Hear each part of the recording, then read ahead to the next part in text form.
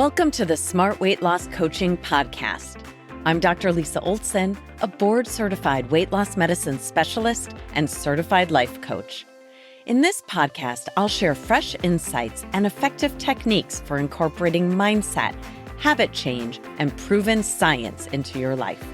Are you ready to achieve sustainable weight loss, wellness, and longevity? Then let's jump in and lose weight the smart way.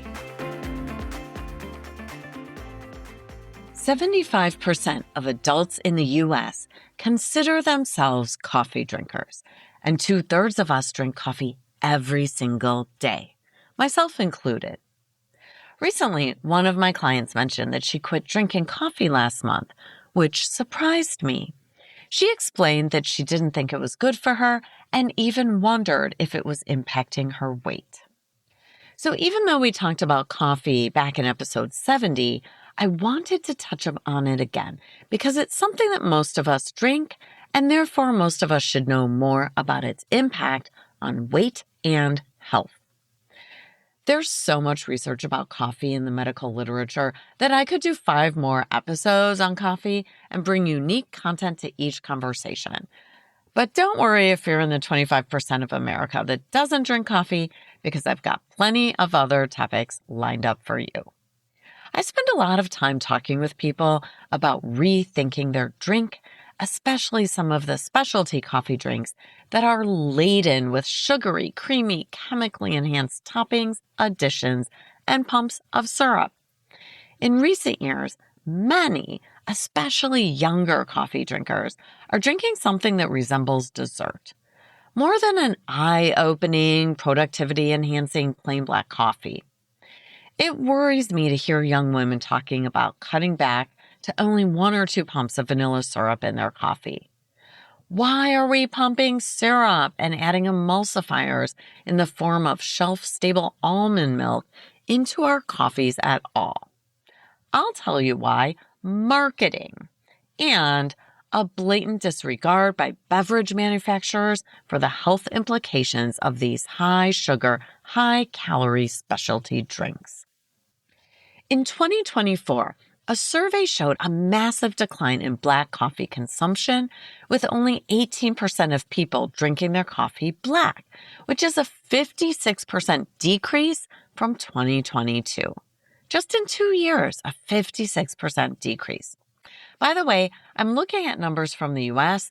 because obviously there are a lot of cultural differences in how people drink coffee around the world. So for the sake of clarity, I'm talking about U.S. coffee habits today. In my group program, one of the first things I invite people to do is to rethink their drink and take a serious look at what they're drinking throughout the day. Coffee has surpassed water as the most common beverage we drink, and with only 18% of people drinking their coffee black, that means most of us are consuming added sugar, fat, and even ultra-processed flavor enhancers, which contribute to weight gain. This is a piece of the puzzle when it comes to the obesity epidemic. 30 years ago, I was doing it too, adding Coffee Mate French vanilla creamer to my coffee, which was certainly a contributor to my weight back when I was much heavier. In case you're curious, let me describe for you the Nestle website that talks about this French vanilla creamer. The big print calls out that it's gluten-free, cholesterol-free, non-dairy, and that it's 2 times richer than milk. Do you want to know what else is in it? Believe me, you'd be better off with milk and sugar. In addition to water and plenty of sugar, it also contains soybean oil, dipotassium phosphate, micellar casein, mono and diglycerides, cellulose gel, carrageenan, natural and artificial flavors, sucralose, a sweetener, and acesulfame potassium, which is another artificial sweetener. This should be alarming to all of us. But before I go down a path chastising Nestle for its Coffee Mate creamers or Starbucks for their Grande Cafe Mocha with its nearly 9 tablespoons of sugar and its mono and diglycerides, carrageenan, natural flavors, potassium sorbate, and citric acid, let's return to the topic of plain black coffee and the debate about whether or not it's good for our health. The short answer is yes. A resounding, enthusiastic yes, yes, yes, plain black coffee is good for us. That's true whether it's caffeinated or decaf, iced or hot, brewed or instant. Although instant and filtered coffee offer some benefits over French press or Turkish coffee.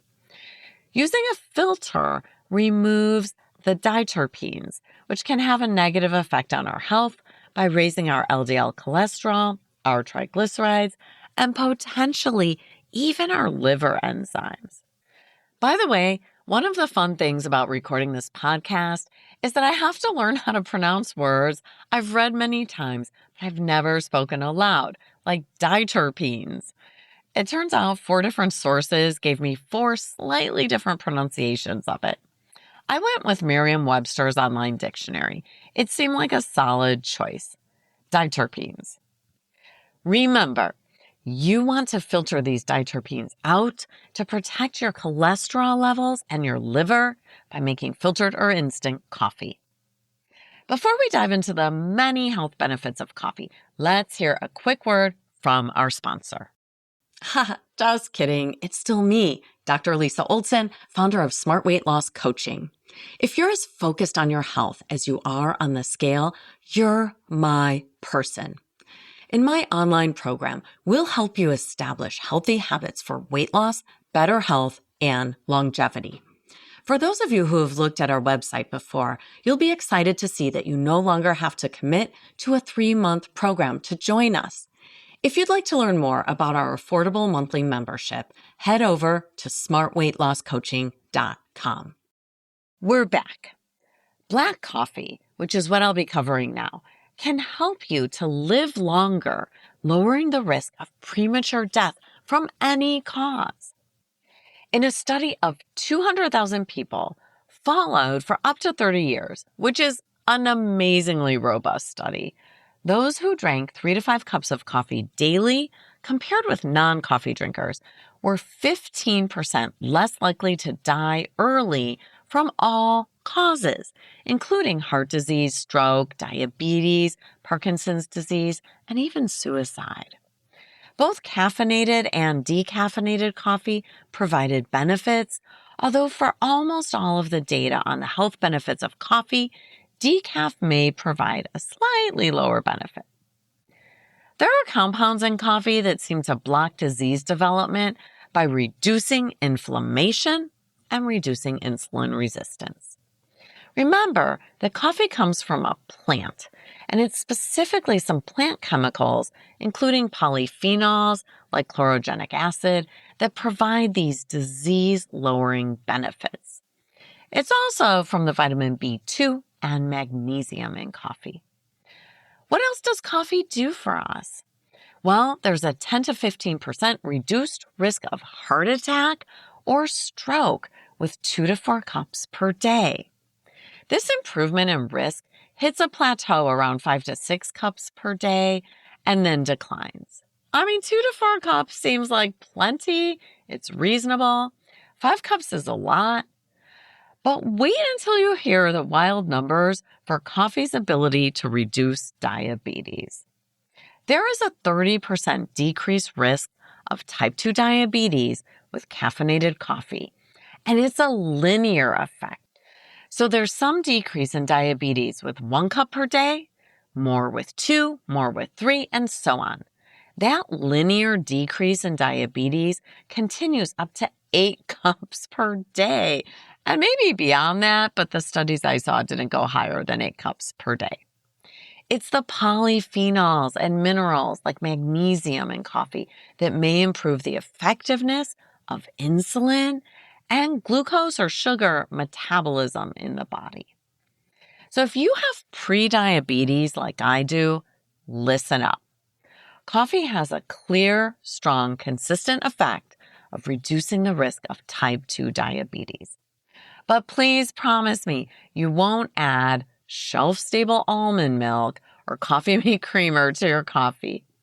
If you need to add something, a splash of milk isn't unreasonable. But you'd be smart to avoid the sugar and other flavor enhancers if you're trying to lower your risk of developing diabetes. How about gallstones?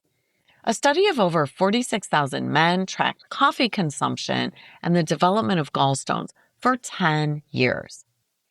After adjusting for other factors known to cause gallstones, the study found that men who consistently drank coffee were significantly less likely to develop gallstones compared to men who didn't. A similar large study found the same result in women. Speaking of women, did you know that coffee decreases the risk of endometrial cancer as well as liver cancer? And according to the American Cancer Society, there's research in the works to determine if coffee decreases the risk of colon cancer. Currently, there's a hint that it might, but the association isn't entirely clear and requires more study. Depression and other neurological conditions are also impacted by coffee consumption. The caffeine intake included in less than 6 cups of coffee per day has been associated with a lower risk of depression and suicide. It lowers the risk of Parkinson's, and it may lower the risk of Alzheimer's disease and other types of dementia, though the research on dementia is not as strong as it is for reducing other chronic diseases like diabetes.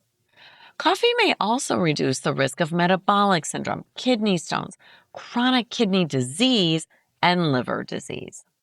One reason some of the data on coffee and health is murky was discussed in a meta-analysis by Ariel Lee and her team back in 2019. They note that a lot of the research on weight and coffee, as well as different diseases in coffee, is confounded by the fact that most studies didn't control for added sugar, sweeteners, cream, flavor enhancers, and so on. These flavor enhancers weren't as prevalent years ago, so it's often not even noted if people are drinking black coffee or coffee filled with ultra-processed ingredients or loads of sugar in these studies. This is particularly true when we look at data on coffee intake and weight. You knew I was going to circle back to talk about weight, right? There's a little data suggesting that instant coffee might reduce food desire and calorie intake in people with overweight or obesity. But other studies have shown no benefit to coffee and potentially even some increased desire for sweets later in the day.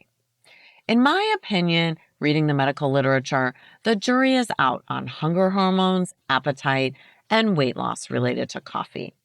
But coffee may be modestly associated with lower adiposity, which means less fat tissue. This can mean less fat tissue all over, or particularly around the waist, which has been seen especially in men. But I'm hopeful that we'll get more robust data in women soon.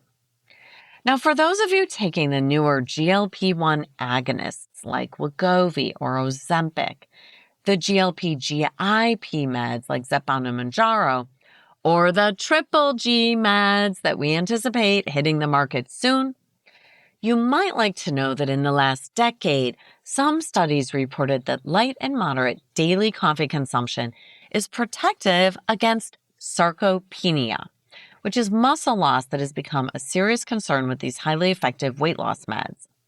We're seeing anywhere from 25 to 40% of the weight people lose on these meds coming from lean tissue, which is mainly muscle. Imagine someone losing 100 pounds on these medications. 20 to 40 of those pounds won't come from fat, but largely from muscle. It's a hot topic right now in my field to figure out how to minimize the loss of muscle with profound weight loss.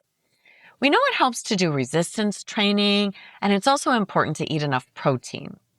I'd love to see a study giving us specific data on whether or not people can preserve more of their muscle on the GLP-1 agonists if they drink coffee daily. We don't have the answer yet, but I'll let you know when we do. While the benefit of coffee for weight management doesn't come close to the benefit from a healthy diet, physical activity, stress management, and adequate sleep, we should still view coffee as part of a healthy lifestyle because it's so effective at protecting us against serious chronic diseases. And this is exactly what I told my client who stopped drinking coffee, thinking she was doing it to improve her health. If she doesn't want to drink it, if she doesn't like it, that's fine. But if she enjoys it, I'd like to see her allow it and to work on drinking her coffee without any sugar or flavored creamers. If you're ready to work on your NBA, your next best action, I have a couple of suggestions. First of all, if you're not a coffee drinker, I don't think it makes sense to push yourself to become one. You'd probably benefit more from an extra serving of vegetables than a cup of coffee that you don't even like. But if you are a coffee drinker and you're having anything other than plain black coffee, would you consider starting to reduce or eliminate some of the sweet or creamy things you're adding? I made the switch to black coffee a few times over the years, and right now I'm feeling great about black coffee during the week and a splash of milk on the weekends. Go ahead and write down your NBA for coffee or anything you'd like to do to rethink your drink. Oh, wait, before you go, I'd like to invite you to sign up for our free newsletter at smartweightlosscoaching.com. In it, we talk about lots of different levers you can pull to lose weight and live longer, healthier, and happier. We're all about happy living too. Thanks so much for listening. If you'd like more support during your smart weight loss journey, check out our group coaching program at smartweightlosscoaching.com. Until next time, stay well and stay smart.